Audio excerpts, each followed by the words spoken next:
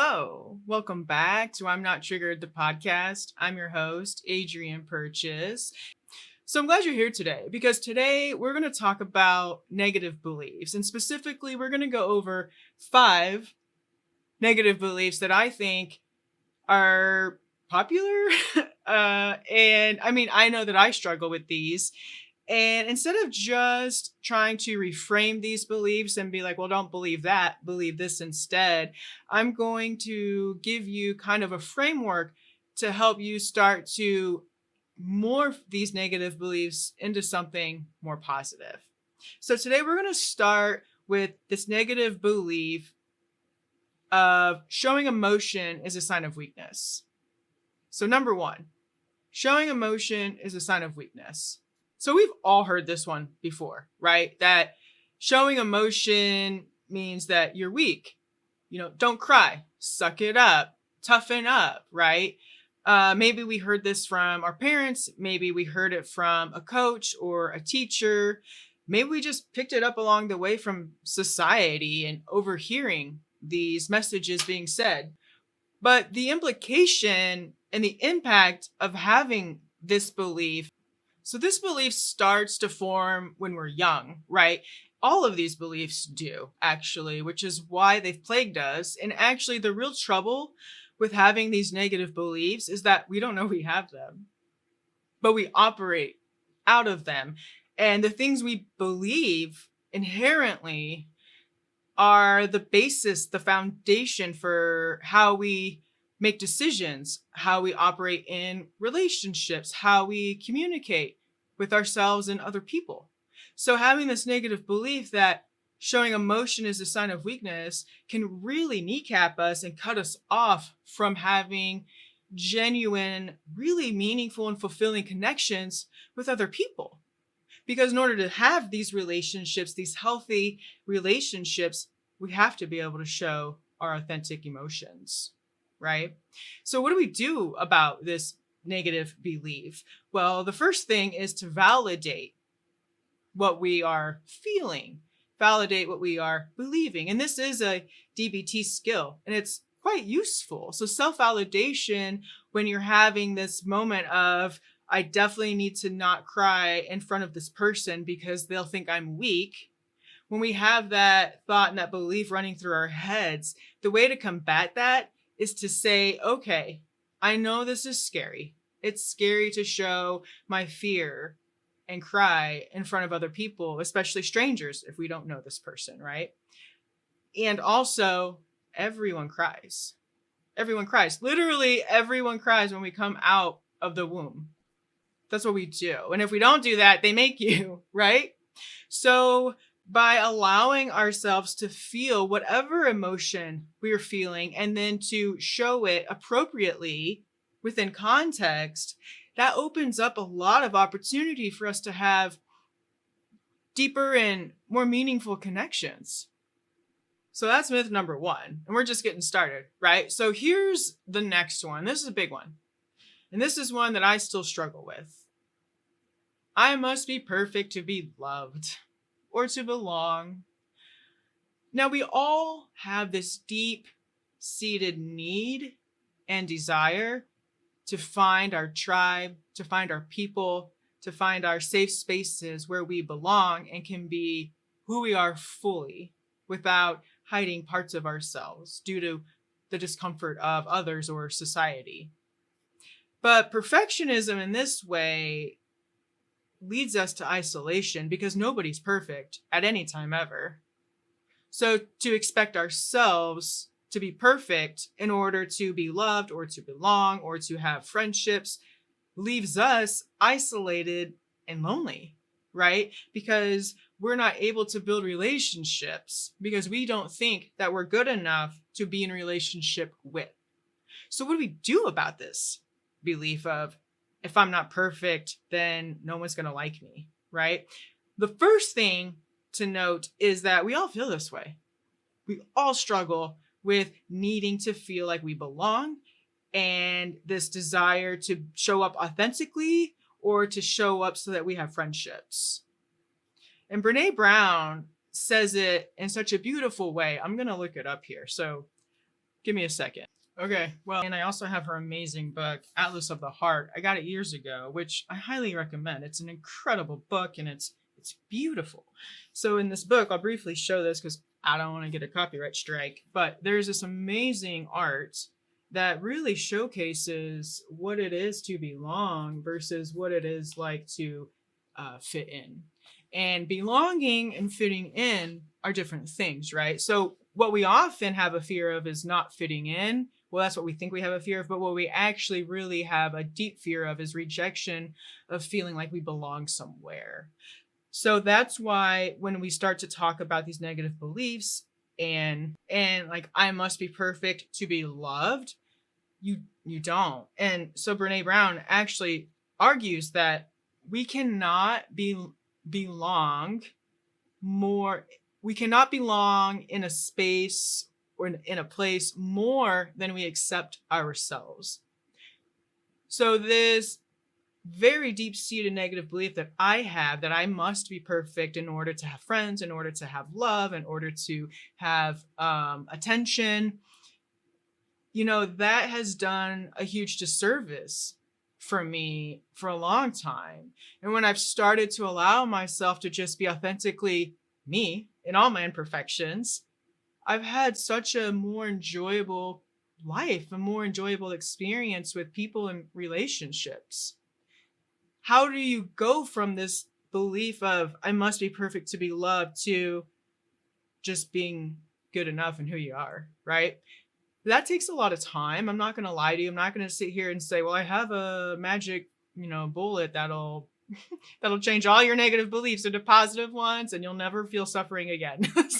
That's not what I have for you today. But what I can tell you is if you become aware of this it's a physiological reaction that I have when I'm in a space where I don't feel safe, where I don't feel comfortable, where I don't feel like I belong. And that's not because my brain is like, you need to be better. It's because of my trauma, or my body and my mind are actually protecting me from a place that is not safe.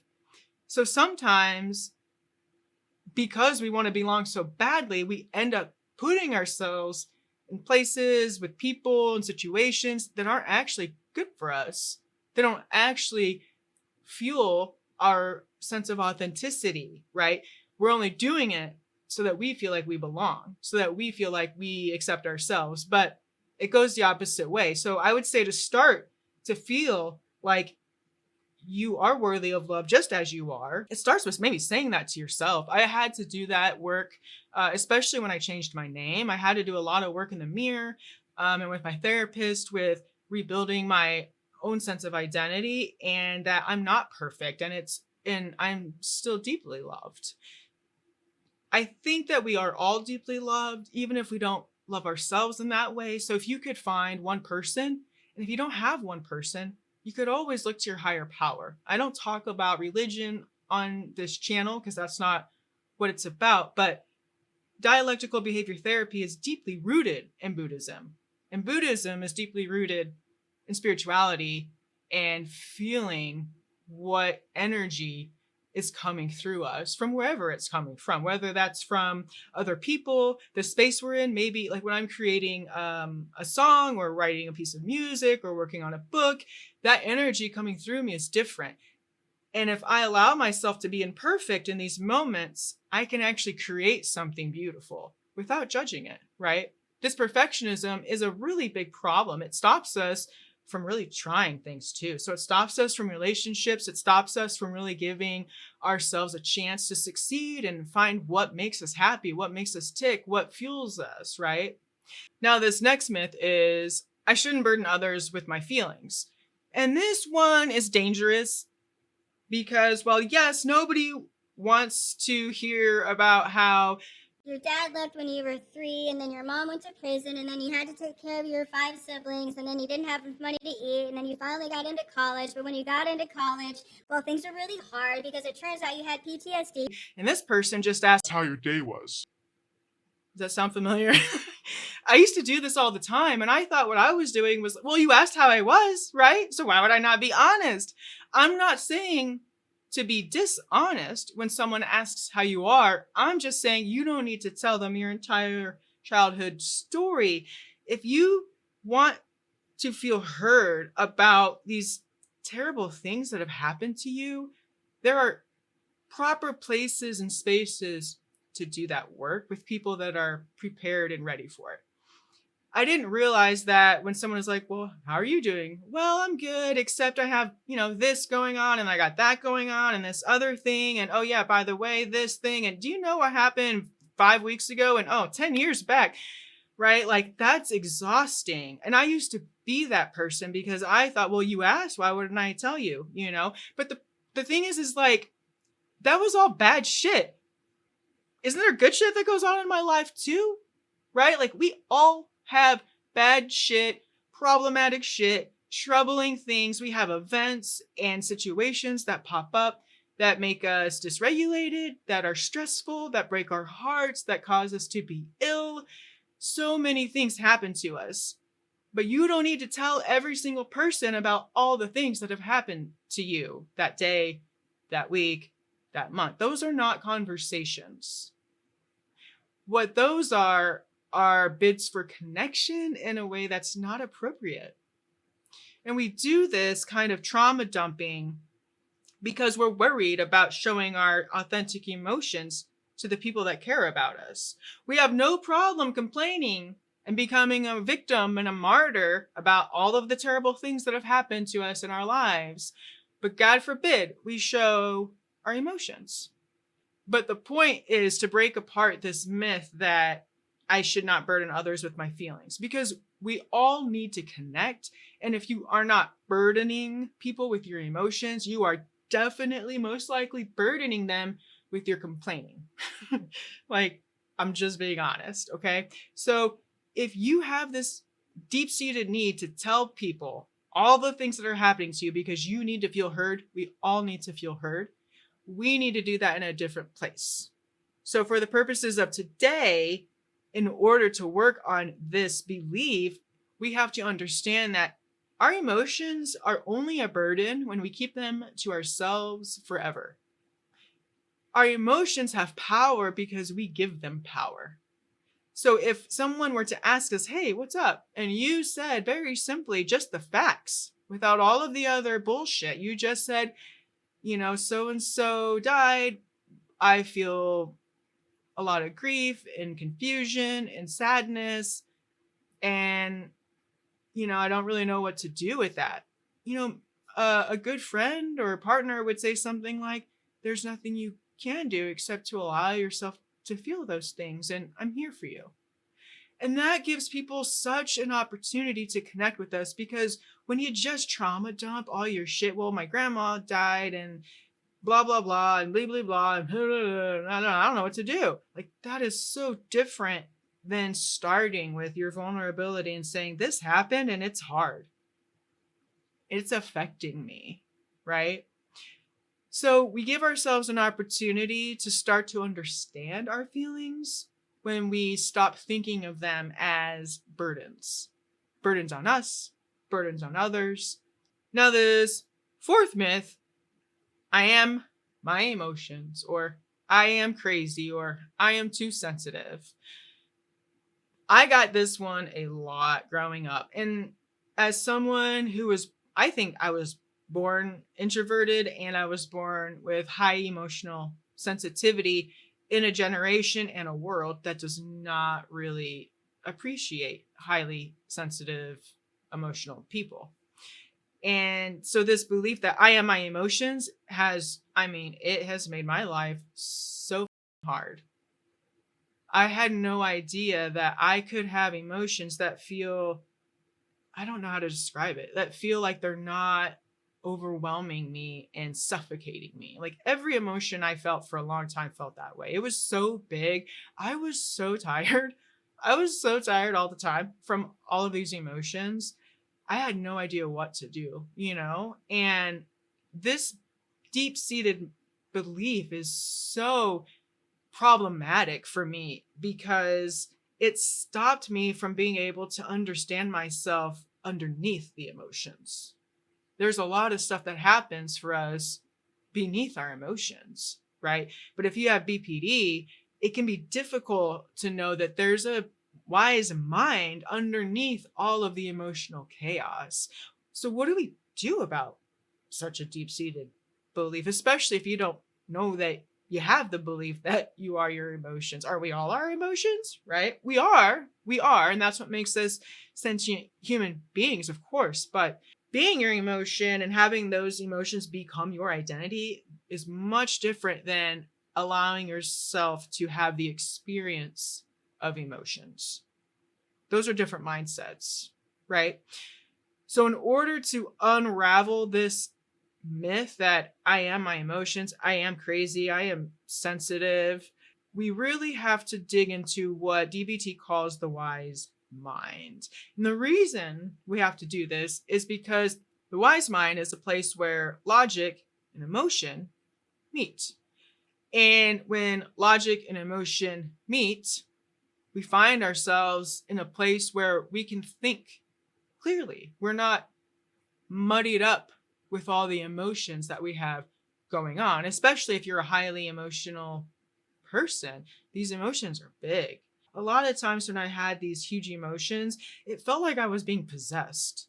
And I had no control over what came out of my mouth, what went in my head, my bodily reactions. Like I acted like a child and I had no control over it. To have control over how I react and respond in a moment of what is still overwhelming emotion, that feels so empowering. And it proves the point that I'm not my emotions. Actually, I'm a lot more than just my emotions, right? So the way to talk back to this belief and the way to morph it into something more neutral or positive is to start to say, my emotions do not define me. I may be having these very big emotions to this very dysregulating situation, and I also am still in control of the decisions I make because of the situation, regardless of the emotion I'm having. When we stop letting the emotions make the decisions for us, wow, our suffering, I mean, it plummets. And that's a whole nother episode of how to live without suffering. But I can tell you, I have more energy. I feel so much better. I do feel like I'm more grounded in who I am day to day. I think my wife and my friends and my kids would probably agree with that. It's been really beneficial for everyone, you know? So the last myth is a big one too. I am my past mistakes. I am the sum of all of my terrible decisions. I am only the bad things that I've done. Now, this belief is deeply rooted in shame and guilt. And when we operate from a place of shame and guilt, one, we don't have boundaries. Like, we just don't think we're worthy of boundaries or of being treated well. And two, it's really hard to move forward and forgive ourselves so that we can do better. When you believe you are only what you have done in the past and that none of it was good enough, that completely destroys any opportunity for us to look past that and think bigger. The past is the past. I can't go back there. Some days I wish I could. Mostly I'm glad that I can't, but I've done things in my life that I am incredibly displeased with. And instead of berating myself for a mistake that I made in the past that hurt somebody else, that didn't do me any good. It didn't let me do things differently. And when we operate from a place of shame, we just have small lives. We live in isolation and loneliness. We live in our suffering, and that's because that's all we know. And it keeps us there. So to rework this belief of I am my past mistakes, the idea of this work is to start to list out all of the not mistakes that you did make too, right? When we make mistakes, but we all make mistakes. We learn from our mistakes because we want to do better. We want to be better. We want people to feel safe with us. We want people to feel like they belong when we're in their presence. That's why we're doing this work. And we can forgive ourselves for the things that we've done in the past because they're already done.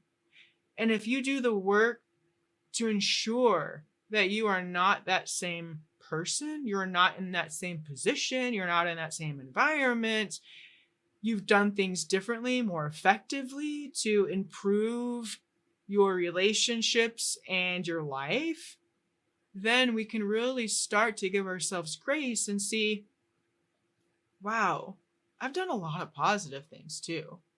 I've impacted people in a really positive way. I hope that you learn some really useful and valuable things about uprooting these 5 negative beliefs that most of us, all of us, have once in a while, right? So make sure that you tell me what you liked about the video. What beliefs do you struggle with? Are there others that you would like me to research and cover? I'd love to hear from you. You can leave a comment below. Don't forget, you can always check my Substack for more information and for the research used in this episode. And I look forward to hearing from you. Thanks so much for joining me today. And until next time, take good care of yourself.